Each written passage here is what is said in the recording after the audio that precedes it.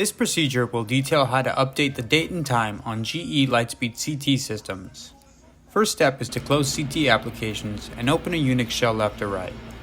Make sure to place your cursor inside the Unix shell, then type su space minus and enter your password to enter root level.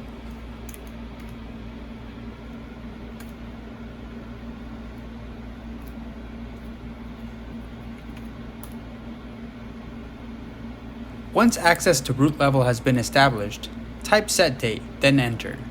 That's lowercase SET-DATE plus enter. One word with no spaces in between. The set date command initializes the program that allows you to set the GE-CT date and time. This is a critical system procedure, so the system provides a series of warnings and begins with entering the year. The default answer is going to be in parentheses, so if no change is needed, you can always press enter to accept the default value. Enter all values and wait for the message that states, set date completed with no errors.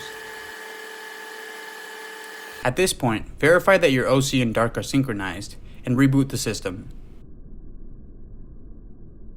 Type REBOOT, then press enter to reboot the system.